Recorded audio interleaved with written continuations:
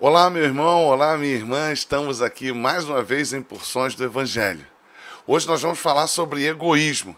Eu sei que você sabe o que significa egoísmo, todo mundo sabe. Mas queremos pensar um pouco sobre os significados que compõem a palavra. Toda vez que se deparar com uma palavra que termina com ismo, lembre-se, ismo tem a ver com sistema, com modelo, com padrão. Capitalismo, sistema baseado no capital. Comunismo, modelo, sistema, padrão, fundamentado no que é comum. Cristianismo, sistema baseado no Cristo. Egoísmo, sistema baseado no eu. E aí então temos o significado da palavra egoísmo. É um padrão, é um modelo onde o eu está no centro. Então temos diante de nós um conceito. Mas este conceito, essencialmente, este conceito, naturalmente, ele se opõe àquilo que a Bíblia diz. Porque a vida humana consiste em louvar, em bendizer a Deus. A existência humana não tem o homem como centro. A história humana não tem o homem como centro. Na narrativa da trajetória humana, é Deus o protagonista. Então, a ideia de um egoísmo e de um cristianismo estão em oposições, estão de forma antagônicas.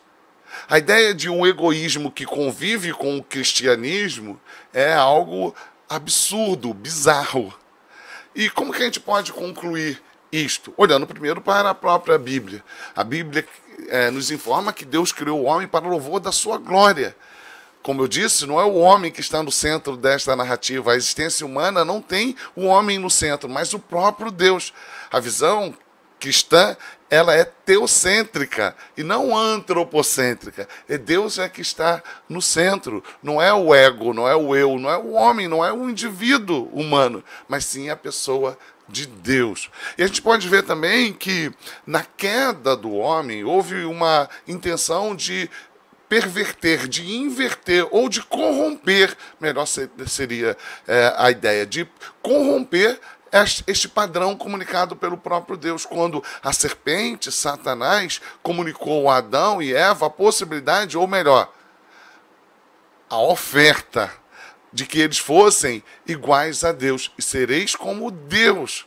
Então, houve uma tentativa, um desejo humano de se igualar à pessoa de Deus, ou seja, de tornar o homem o centro da sua própria existência. A gente pode olhar, por exemplo, o que diz os 10 mandamentos. Perceba, o decálogo. O padrão moral comunicado por Deus ao homem por meio de Moisés. Perceba que quando a gente olha para os 10 mandamentos, eu estou com ele aqui diante de mim, nós temos nos 4 primeiros mandamentos uma ordem ou determinações que dizem respeito da relação com o homem com Deus, de modo que Deus seja glorificado, que Deus seja exaltado, para que Deus seja louvado, para que Deus se agrade com o comportamento deste homem, que deve ouvir a lei que vem de Deus e não do próprio homem, e obedecê-la para o louvor da glória desse Deus. Mas perceba ainda que os 6 mandamentos que se seguem não diz respeito ao ego, não diz respeito ao eu, mas diz respeito ao outro. E isso é muito interessante, meu irmão, minha irmã, meu amigo, minha amiga. Perceba que nos 10 mandamentos, então, nós temos 4 mandamentos que falam da exaltação de Deus e 6 outros mandamentos que dizem respeito com cuidado com o outro, o indivíduo e o eu. O eu não está no centro do cristianismo. Na visão cristã e na visão também judaica, o indivíduo, o homem, o ego, o eu, não está no centro desta narrativa, mas sim Deus e o outro. E quando a gente não vive desta forma, segundo o padrão bíblico, há um pecado. Estamos fugindo do alvo, estamos pecando, estamos ofendendo a Deus. Então perceba bem os 10 mandamentos, o que a Bíblia nos diz.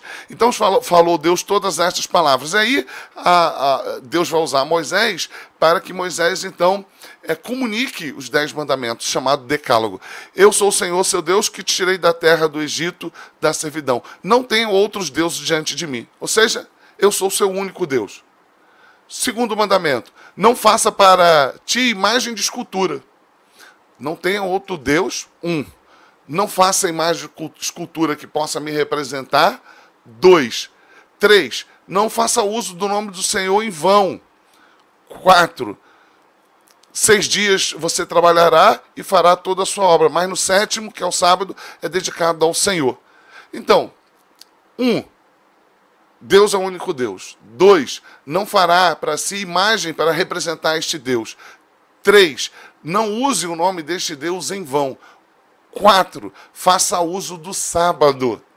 Onde está o homem aqui? Não, obedeça aquilo que satisfaz a Deus. E a partir daí, o que a gente vai perceber no 5º, 6º, 7º, 8º e 9º mandamento? Perceba qual é o 5º mandamento. Honra teu pai e tua mãe.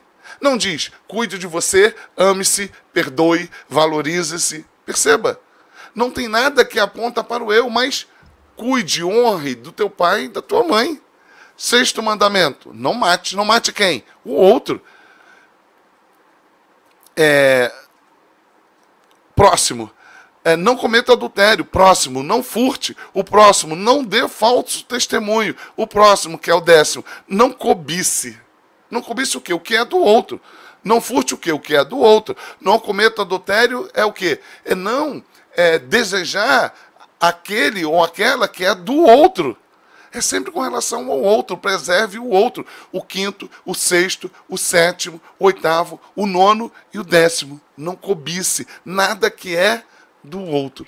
Então perceba que Deus fala 4 mandamentos que deve honrá-lo, que deve exaltá-lo, e 4 que deve preservar o cuidado com o outro. Onde está o ego? Não. Você será satisfeito, você será realizado, você estará pleno na medida que você amar este Deus desta forma e amar este próximo desta forma.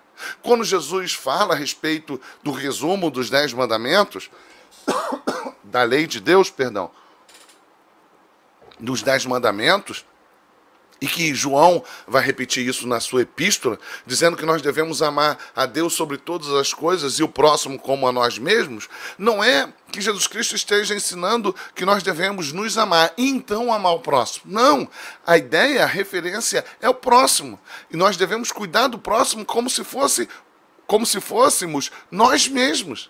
Ou seja, ame a Deus e cuide do próximo. Assim como você naturalmente deve cuidar de você.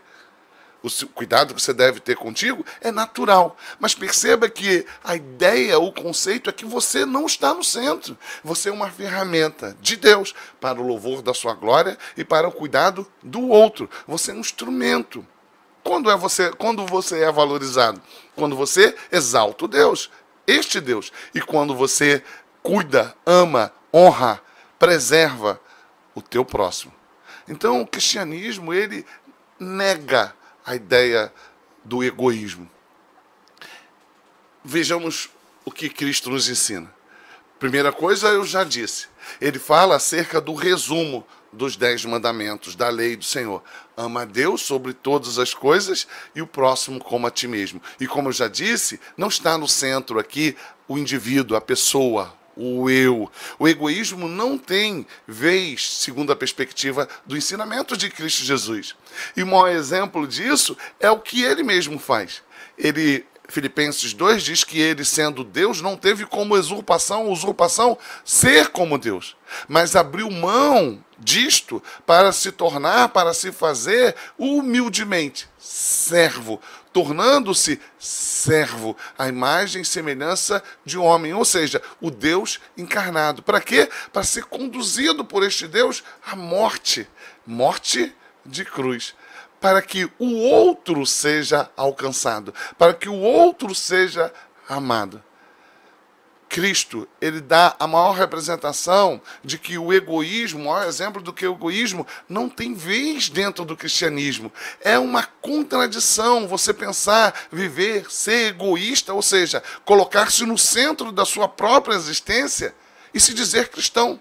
Cristo Jesus ele não dá algo, ele dá de si mesmo, porque Deus amou o mundo de tal maneira que entregou o seu Filho unigênito para que todo aquele que nele crê não pereça, mas tenha a vida eterna. Ele deu o seu próprio Filho, Cristo Jesus. Logo, o que a gente pode entender que o egoísmo, ou seja, o sistema de pensamento, de comportamento, de valores, de princípios baseado no eu, é uma aberração dentro do cristianismo. A ideia de uma vida autocentrada, que busca a sua própria satisfação, o seu próprio prazer, acumular suas próprias riquezas para que você mesmo goze com aquilo que você mesmo conquistou.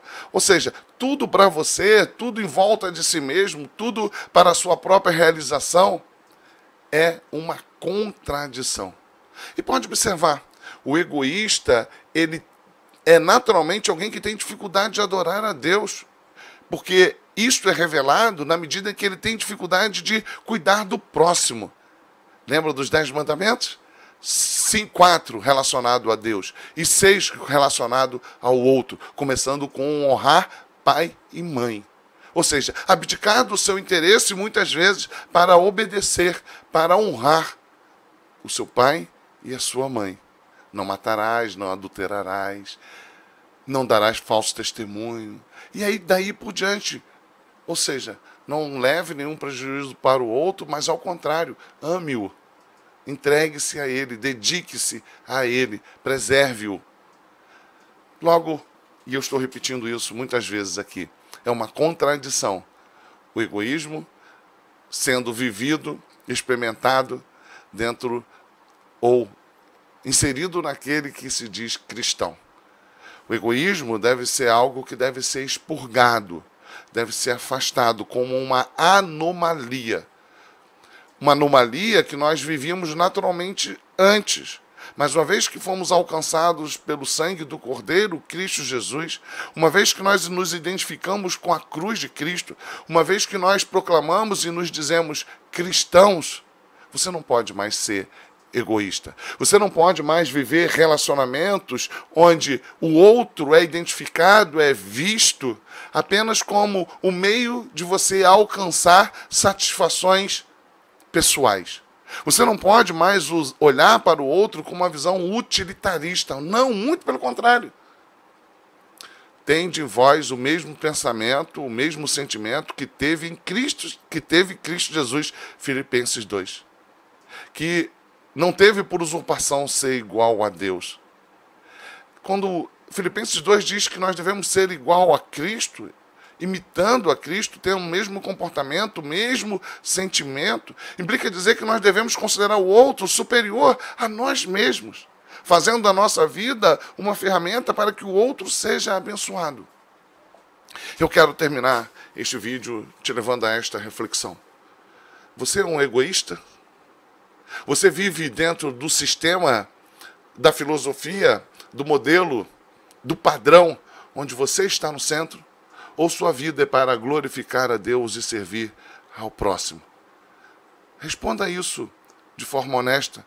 Quando você se relaciona com as pessoas, você as ama de verdade? Ou você está pensando em usá-las para que você, o eu, o ego, sinta prazer, gozo, satisfação? Seja honesto, diga. Você tem amizade e relacionamentos para que as pessoas acabem nestes relacionamentos te servindo e você fique satisfeito? Ou você dedica a sua vida para que as pessoas vivam o bem diante de Deus? O bem diante de Deus. De modo que a sua vida seja o benefício para a vida dessas pessoas. O que Deus tem te dado, recurso, dons, talentos, tempo, é para servir o próximo ou para servir a si mesmo? Olhe para os 10 mandamentos: honre seu pai e sua mãe, não mate, não cometerás adultério, não furte, não dê falso testemunho e não cobice nada que é do outro. Você tem vivido desta forma? Você tem vivido para exaltar a Deus, começando, não terás outro Deus diante de ti, e terminando com o não cobiçarás? Ou você vive o egoísmo? O egoísmo, ele é contraditório ao cristianismo. Ou você se assume um egoísta e vive dentro do sistema do padrão do eu, que é altamente idólatra, ou você suplica ao Senhor para que o eu seja destruído na sua vida, para que o sistema do eu dê lugar ao sistema do Cristo, de modo que Deus possa ser exaltado na sua vida e o próximo atendido por meio de tudo quanto Deus tem te dado, para que o próximo seja abençoado. Fique com Deus e até o próximo porções do Evangelho.